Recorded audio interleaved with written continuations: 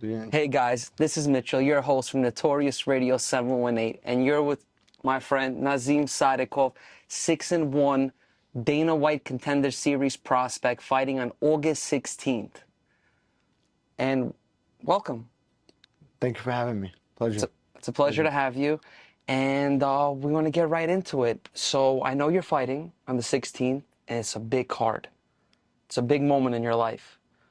But what I want to know is, I kind of want to know the beginning, a little bit about you, when you first started just fighting, whether it's karate, taekwondo, like when was the first time you've entered a gym? Actually, at a very early age, martial arts is a part of my life, literally, because I didn't start, my father put me in to karate when I was 4 years old about. Yeah, so that age, a kid, a child. And I never really had more than, let's say, a month off or 2 months off. I never didn't have interest in training, let alone competing. I never didn't have interest. So from that, it was moving to the States when I was 7. Then I picked up on hand-to-hand combat and combat sambo, which is kind of the same thing, just the rule set in the competitions are a little bit different. But from there, it was judo. I picked up on judo. I think this was, I forgot what year this was, about 2010 or maybe 2011. No, wrong. 2006 until or 2007 until 2010 or 2009, 2010. It was a 2-3 year, my judo journey was short. And then picked up and gave a lot of attention to kickboxing. And that was from the age 15, that was 2009, 10. And I stopped competing in kickboxing, my last kickboxing competition in the amateurs, and this is all amateurs. I competed in every single discipline. Mm-hmm. That was about 2015. From there it was a transition to MMA. MMA. So I wanted to ask you, when you stopped competing amateur kickboxing, did you ever consider becoming a professional kickboxer before you transitioned into MMA?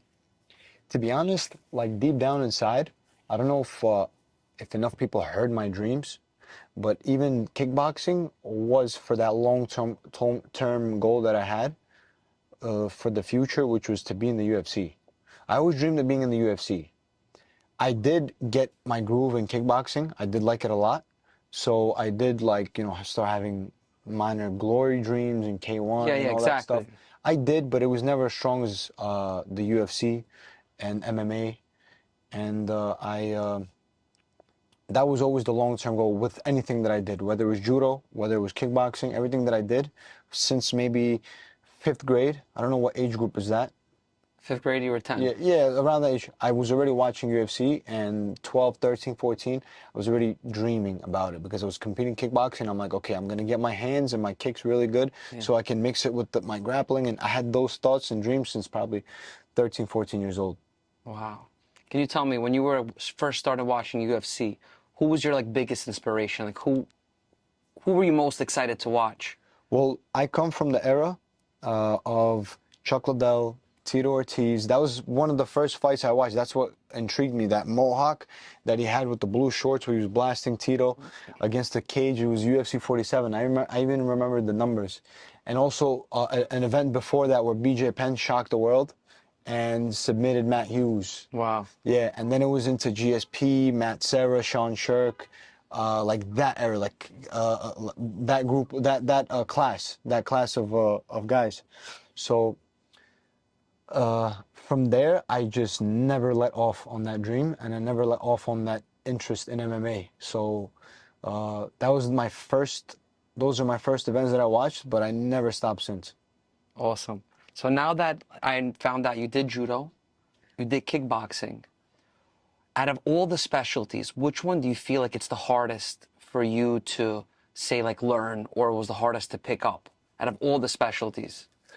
Well, you see, here's an interesting thing. Coming from a combat sambo background, I came into a judo gym and I was getting flipped like no tomorrow because that's a different element. I was getting flipped like no tomorrow, and I probably get flipped today. If I came to judo, if I walked into a judo gym today, I'd be getting flipped by 18-year-olds because judo is so sick. It's such a different dynamic. But judo isn't made for judo.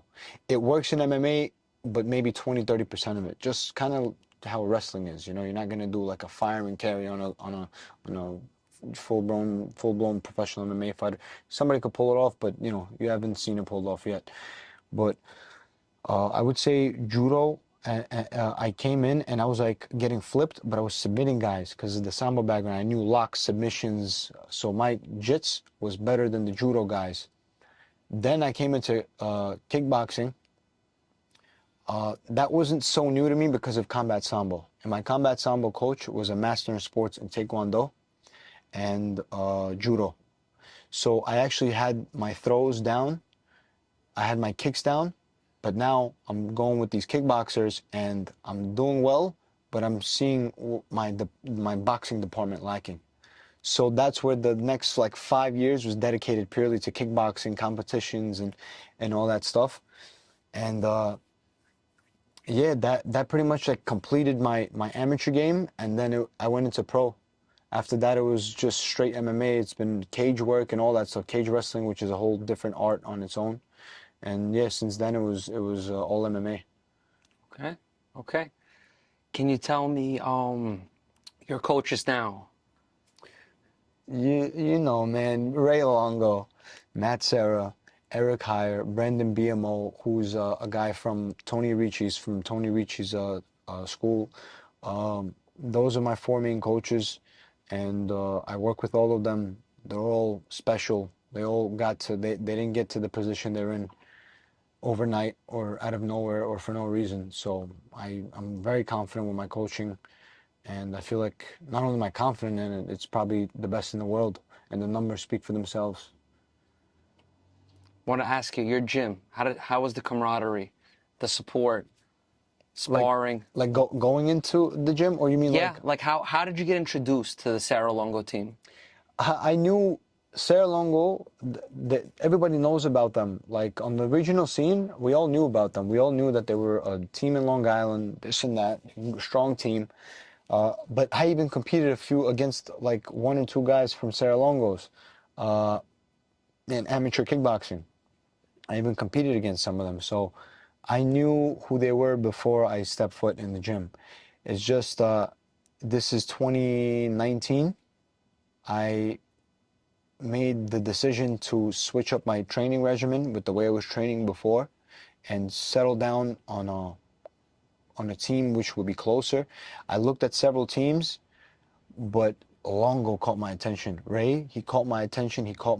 I knew about him. It's just, you think of them as the way you see them on TV. And it's whatever they say, you know, they're screaming in the corner, oh, what the fuck? Am I allowed to? Yeah, you can curse, what the fuck? we're chilling. You know, like, what the fuck, this and that. You just see them and you think, you get your conclusion of them, and you pretty much draw your conclusion based off of that. But then when I met the guy, because I asked Marab, who is also Serra-Longo guy. Marab Dashashvili? Yes. I was friends with him from Brooklyn and from other gyms that we trained in before, because I used to cross-train in a lot of gyms. I trained with Georgians and this and that, and Marab was one of the guys I trained with before, and I knew he was on that team, and I had interest in finding out about that team and having a chat with Ray, and I called him. He let Ray know, we got this kid that's going to come in, he wants to talk to you, this and that. And I pulled up,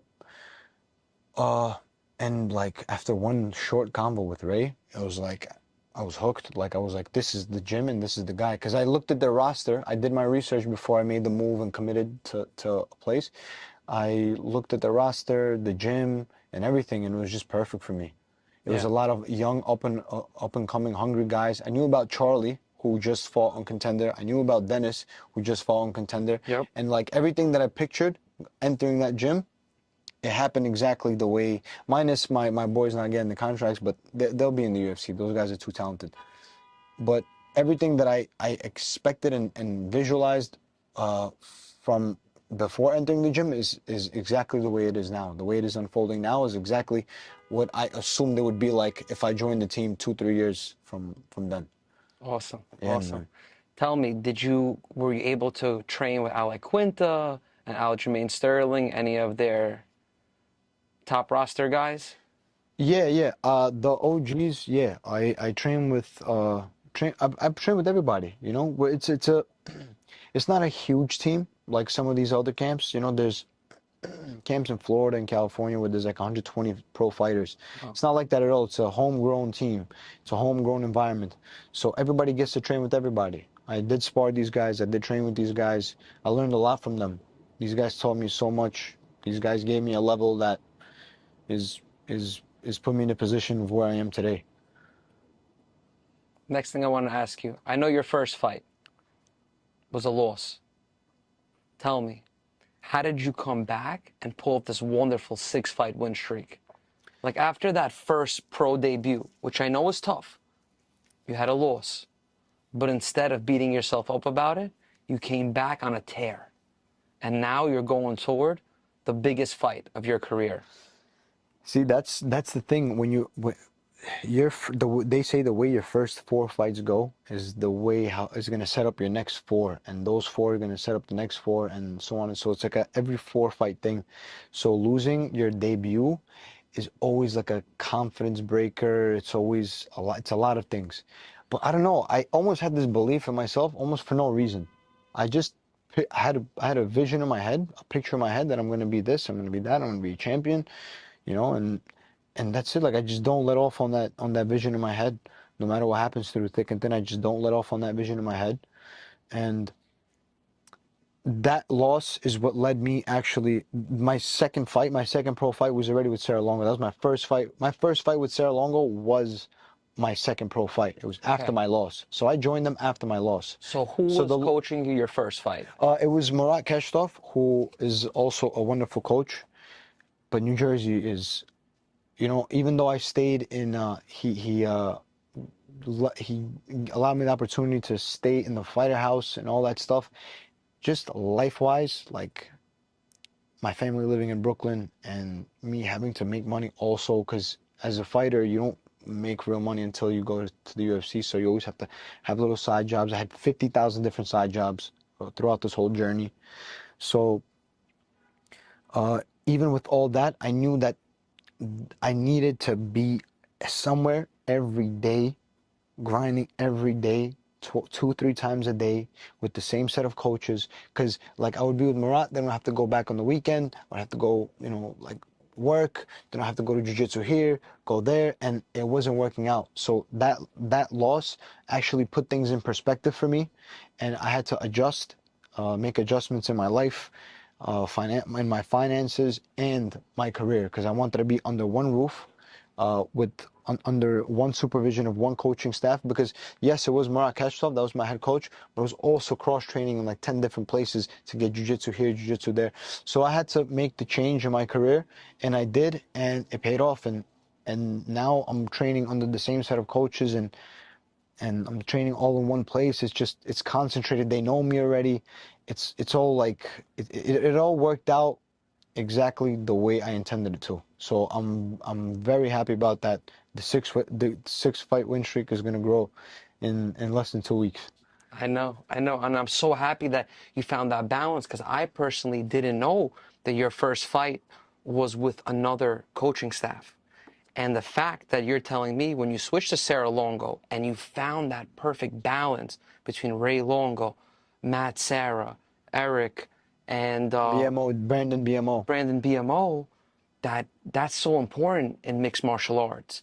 It's more of like you need that collaborative team, because like what I see from boxing, they can have like father and grandpa, you know, like coach them, and then sometimes when they get really big, they'll bring maybe It's like a generational thing. it's like a generational thing. Yeah. With MMA, it's so hard because, like you said, you're cross training with jiu-jitsu in one gym, but the fact that you were able to put this under one umbrella, and I see how important it is for you to be with your family. So that's like your biggest support. Tell me, like, how is your family supporting you through this journey? Well, I have absolutely zero complaints about like my family help or any of that. So I have absolutely zero complaints. The one thing I would say, there was a rough patch, and your son, like, just picture your son coming to tell you, like, listen, I'm going pro. you know, you're immigrants in this country, you sacrifice everything.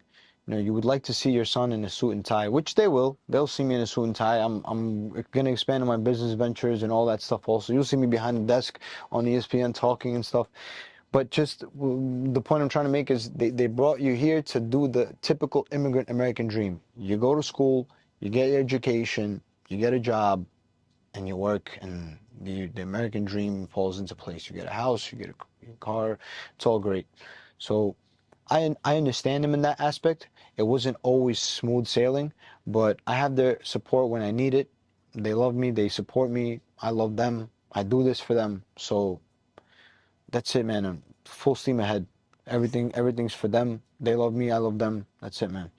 Can you tell me where your parents are from, a little bit about the immigrant background? They're from Azerbaijan. It's a former Soviet Union republic. It's in the Caucasus region. Gio, no, he's my neighbor. He's from Georgia. It's neighbored by Georgia, Dagestan, Chechnya, where a lot of UFC fighters are from in Dagestan. You know, so yeah, it's the south part of Caucasus. Beautiful country. What else can I say about it? I'm visiting after the fight. You're visiting? Yeah, so my family went from there to Russia, from Russia to the States. That's how the journey unfolded. Were you born in America or were you born overseas? I was born in the middle. I was born in Russia. You were born in Russia? Yeah. So my parents went from Baku to Moscow, had me, went to school, lived there a little bit, you know, they had worked there, whatever it is. And then from Moscow, it was New York, Brooklyn. And I've been in Brooklyn ever since. Awesome, awesome. Do you feel like it gives you the edge in the UFC coming from Brooklyn? Just like, you know, like Brooklyn's that special place, you know? I don't know, sometimes. Mike Tyson came from Brooklyn. Yeah, you know, man. like it's just being from does. Brooklyn. It's it does. just like that little special place that it's like. It is. There's something about it, you know? It's probably because it's a working class place with a lot of people who don't take shit from anybody. Exactly. And, you know, like Brooklyn created a lot of superstars, a lot of hustlers, a lot of, like, people don't settle here. People, you know what it probably is? I think it is that melting pot, that mixture of ideas and people seeing the big city life and not wanting to settle for less. Yeah. So I think it has a lot to do with that. But I'm seeing like a lot of guys, how they are on the mic, how they carry themselves, you know, in the UFC. And I'm not judging anybody, but it's like, I look at them like, yo, that guy's like, he could go harder than that, you know? He could go harder in the paint than that. I go hard in the paint. And like being from Brooklyn, like you know that you wouldn't do that. Like you know you would go harder than that. If somebody's disrespecting you or somebody's doing this and that, you know you would stand up for yourself way better than this guy is, you know? Nobody in particular, just giving you that example of what being from that Brooklyn grit. is from. Yeah, that Brooklyn grit. Yeah. We have that, like, we're like that chopped cheese, you know? Yes, like, you know, yes, like we're our bigger own breed. Yes. Side Talk NYC is perfect for it, right? Yeah. The perfect representation in New York. Yeah, exactly. No, New York is a special place, and I just feel like everyone if I'm meeting in New York, I want to know their story. You know, I want to know a little bit about them, because then like I can be in like their shoes as much as I could. You know, like I want to be able to like walk with you and like understand your journey. Yeah, I mean, like Brooklyn is obviously not the only tough place in the world, but being from Brooklyn, everybody from the mood to the weather, it gets cold a lot here. In the winter, it's terrible here. A lot of grumpy people and stuff. Like you just got to overcome a lot of things in like the apartment life. You know, everybody's on top of each other.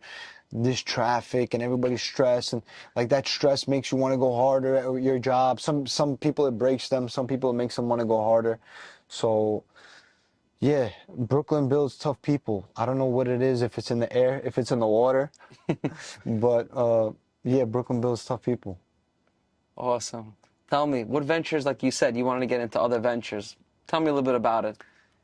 I'm not gonna go into detail about what I want to do, but I enjoy houses. I enjoy, you know, not even just, it's not even like a secret or anything.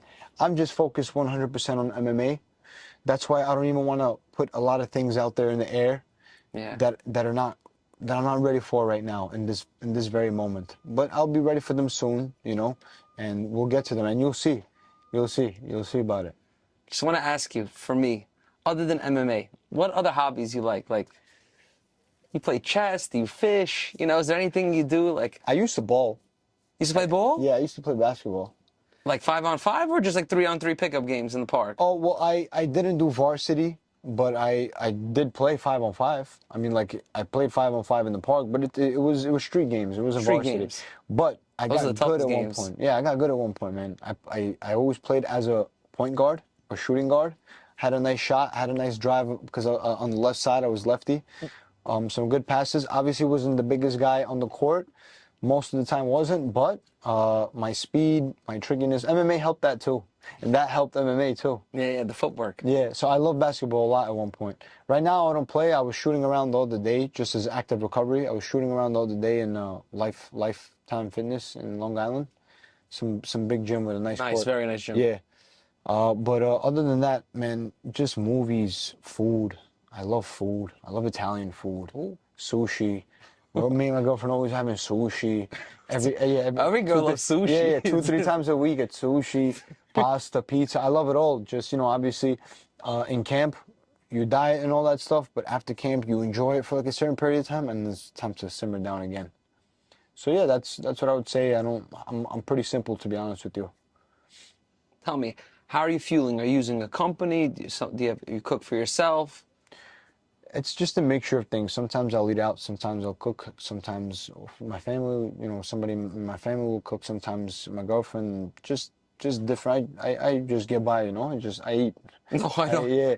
I hear that. Yeah, somehow, some way. I don't have a meal prep company, if that's what you're asking. Yes, that's Yeah, what like, I'm trying to ask. I never, that's my fault probably. I never reached out to a meal prep sponsor. I probably could have got a sponsorship a long time ago. I haven't reached out. I just always put my focus, like all my 100% into training. That's why everything else, like scouting for sponsors and all this stuff, I don't really get around to that. But, you know, Notorious Radio got my back. I'm grateful forever. Always. I'll forever be always. grateful. A couple of sponsors I had here and there. Sunny's CBD is also actually great. They any pain in your joints, the cream that Tom gave me was wonderful. Other than that, I'm pretty simple. So no meal prep company right now. I hear Gotta that. get on That's that though. I gotta get on that. Maybe some Notorious food. Hachapuri, Notorious Hachapuri meal prep, right? That's you know, we got Notorious Hachapuri and cakes and shish kebabs. So, you know, if you want to, you know, for growth, if you want to on some growth, we got the good food. That's out of camp meal prep. Out of camp meal prep, exactly. That's not wake up food. Yeah. I'm gonna have some Majarski Hachapuri after this. Yes, with the egg. Yeah. Nice. The butter mixed in. Yeah, it's the best one. Some kebab. Wanted to ask you, when you go to Vegas, does the UFC, like, are they providing something like the pie area, the UFC pie for you to train, recover that last week? Are you going to be housed in maybe like an adjacent gym nearby to do a little bit of, you know, prep work? Well, the UFC, until you're in the UFC, like not even Contender, until you're in the UFC, you can't enter the PI. Luckily, I have a bunch of UFC friends, so even this last time I was out in Vegas, I went to the PI. Syndicate MMA, they always have me every time I'm in Vegas. I really like those guys. Yeah. John Wood's a great coach. His fighters are great dudes, great fighters. Can you mention some of the guys you train with over there? There's this Israeli kid that just fought, actually, forgot how to pronounce his last name, Barzilay. He's really good. They had Jordan Levitt who fought, what's his name? Patty. Yeah, they have Patty. That fought Patty. They recently, I think, what's his name, moved there? Armin Tarukian. Oh. I saw them there. I saw him there last time. They have 4. Oh, Daniel Rodriguez too. The guy that beat Kevin Lee. His last win was Kevin Lee. You know, lefty. I love Rodriguez. He beat Mike Perry. We had a nice little phone booth sparring there. Yeah. It was nice. It was fun. He's a welterweight. He's a big welterweight. Yeah, bro. Yeah, his arms are long. LA all tatted off. It was fun though. Yeah, it was fun. Yeah, he was like that LA gangster. Heavy smoker. I follow him. I don't know, but yeah, he's a goon and he fights like it too. Oh yeah. Yeah, I like it. Definitely a goon. That was a fun sparring. Yeah. That's awesome. He was jabbing me because he has a reach on me, so he was like jabbing me. He's like, "Yo, come on, bro, you're letting me hit you." I'm like, Like, what do you want me to do? I'm working. I'm getting Yeah. dialed in, this and that. He's like, come on, bro, come on. I'm like, all right, whatever.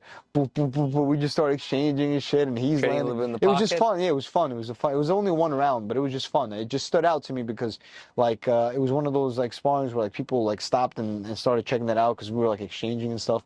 No crazy knockdowns or Yeah, crazy yeah. shots, but it was just fun. It was a fun round.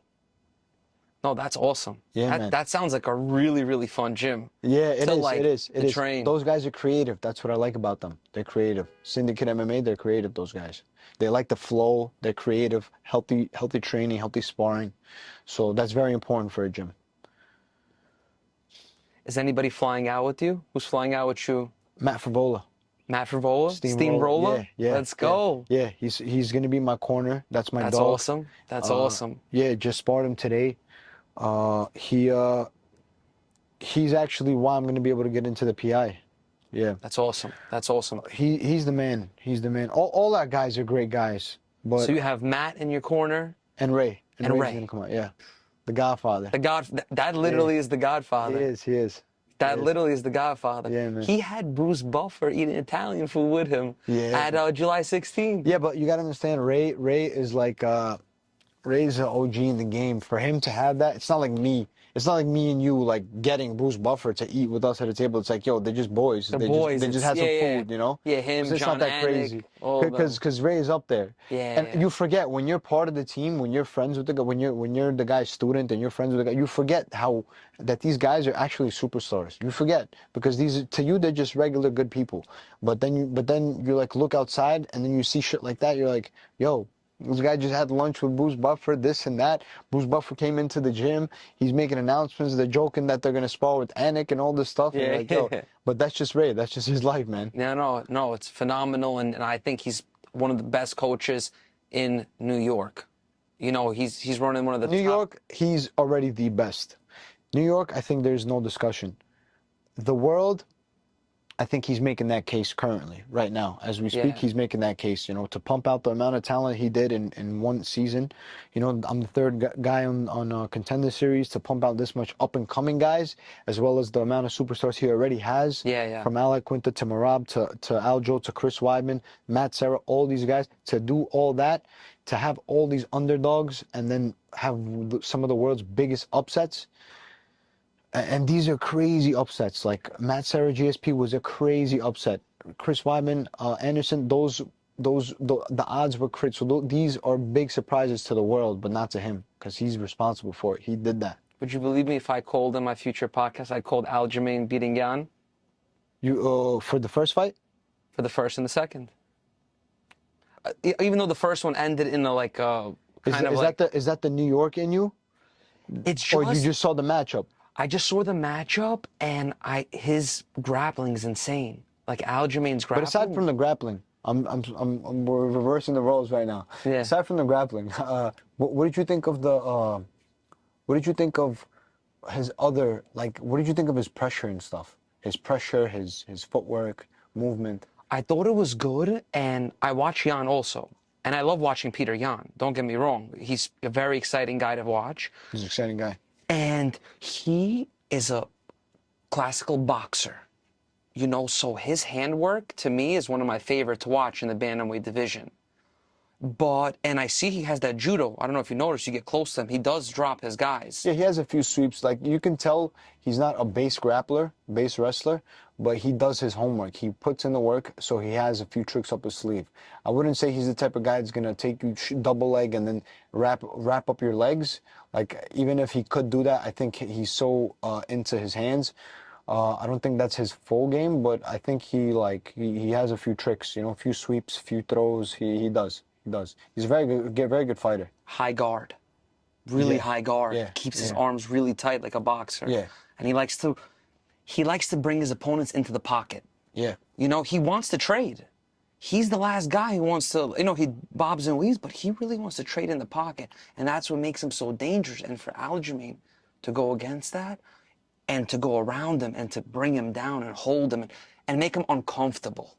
You know, bring him to an area where he's not comfortable. make him squirm a little bit, you know, like it's a different world. Because like me, I never really wrestled. Like personally, I did a little bit of kickboxing, a little boxing. So for me, it's like when I'm on the floor and my view is back up and I'm like, you just feel out of your game. And like people, like maybe the fans, they don't understand that part. Sometimes they're like, oh, it's boring. They're wrestling on the floor. He's holding him. But they have no idea how much strength it takes to hold down a guy who's fighting for his life to get up. Yeah, I mean, Aljo doesn't have a boring grappling style though. He will wrap you up.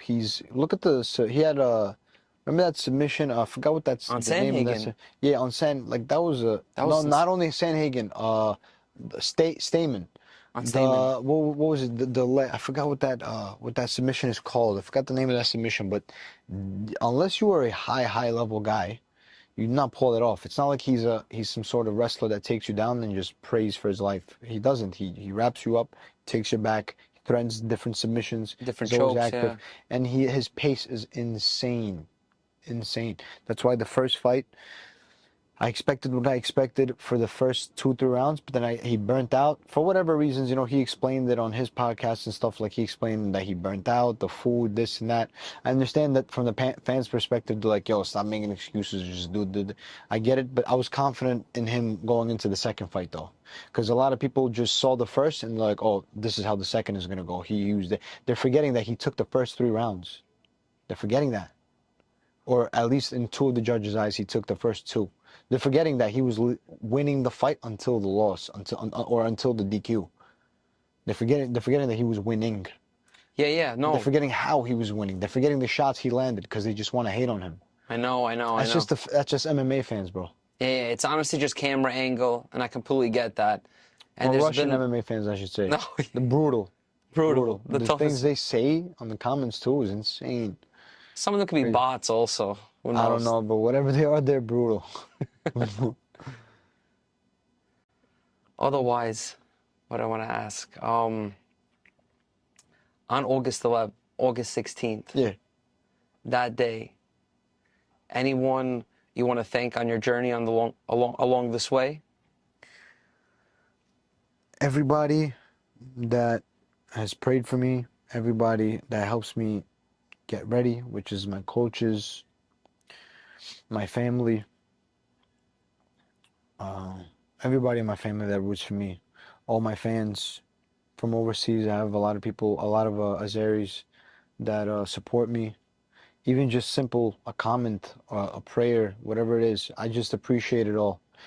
All the good energy that comes my way, my gratitude comes right back. Whether I see it or haven't seen it or I know about it or somebody's doing it but not commenting it or whatever it may be, I'm just grateful, period. I'm grateful for everybody that is patient with me on this journey. I'm grateful for everybody that helps me get ready. I'm forever grateful to Ray, Matt, Sarah, Eric, Brandon BMO, forever grateful to them. And that's it. And anybody even from the past, even Murat Keshtov, my coach, he helped me at a time I needed it.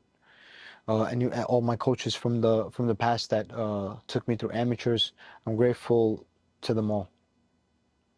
And I wanted to ask you, if a young fighter came in and asked you, like, how do I start my journey? Or like, Nas, like, how can I get to where you are?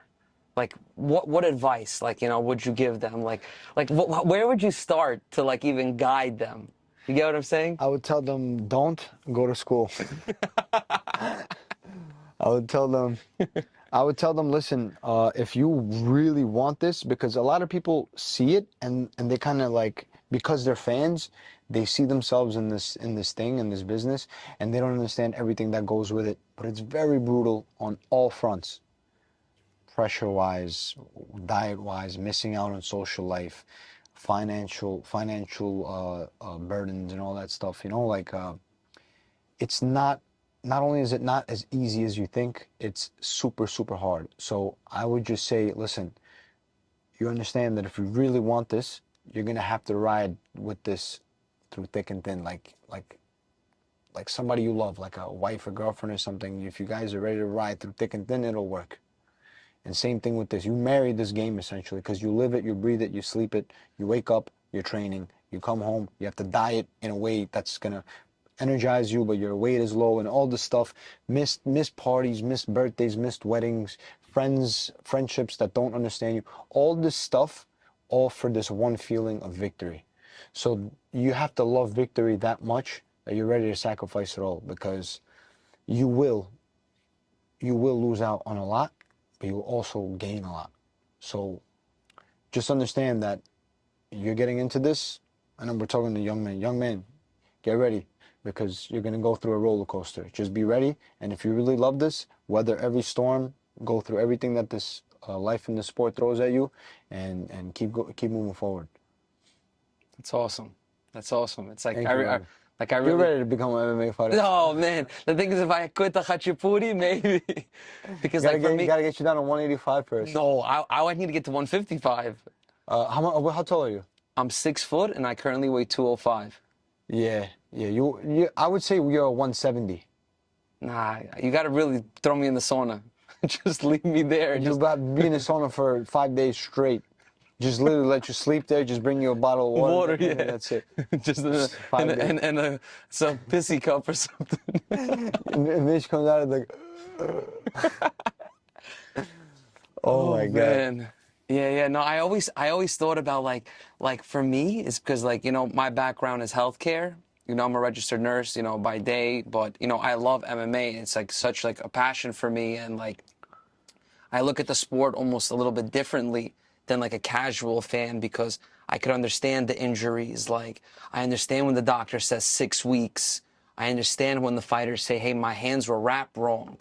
You know, like I understand all these little crucial steps, you know, that lead up to it. I understand that sometimes on the weigh-ins, the mental game of it, you know, because I felt that like sometimes going into my field, you know, because it was like, you know, also as a kid from Brooklyn, you know, and then working in like hospitals, like it was just also like kind of like unknown territory. It's not something I was used to, but something like that I've grown to love, you know, and I'm able to like help and teach and listen, you know, and that's one of my things is I love to listen, and then I love to, you know, advocate, and I'm always like looking out for my patients, and also like I also want to advocate for the fighters, you know, and like also like fighter safety is really important for me. I always want to make sure I always watch the fights, you know, like the ref did a good job, you know, like that was enough, you know, like the ref saw enough on that, you know, hit, or on that it was enough to, you know, call the fight. I always say sometimes better to call a fight early than to call a fight too late. I mean, yes and no. I mean, like early stoppages are like, if there wasn't like a disbalance, right? Like if every stoppage had the same magnitude to it, I would understand. But then there's some fights that are really stopped early, and then you let somebody else die, and then somehow they fucking come back to life and survive and win. So you wonder, okay, well, this fight was stopped early, but what if we let him go? But as far as the health thing, I understand. Like, I definitely would rather all of us, just as a community as a whole, all of us MMA fighters, leave with all our marbles at the end of all this. Exactly. Collect some bread, do what we love, enjoy the good parts of the sport, because there's a lot of like the weight cuts and sitting in a sauna, and none of that is fun. But it's all done for that feeling of victory, point blank period. The feeling of victory. That's that, because even if you think about the money, like there's other ways to make it. There's other ways to do it. There's freaking 20-year-olds becoming crypto millionaires nowadays. You know what I mean? But it's specifically that feeling. You have to have a character to be in this. You have to have character. It's a specific character that's required to be in this game. To me, it's like you say the word character, and I say the word discipline. But discipline is character. Like, your character has to have discipline, yeah. Yeah. Your character has to have discipline. Because it's discipline like... is obviously a big aspect of this. It's obviously an important factor. Look, because some fighters are just really talented, right? But then they lack that discipline, you know? We've seen that. You know, you get what I'm saying? But then you have fighters who are maybe not as naturally or physically talented, like reach-wise or like body type, like for, you know, like there's like some like freaks in every, you know, in every division, but their work ethic is so incredible. They just outwork you. They outgrind you. You know, it's like, very true. Maybe they take a hit or two extra, but they got the cardio behind it. They didn't cheat the meal. They didn't take that shot of alcohol. They didn't drink that 6-pack of beer.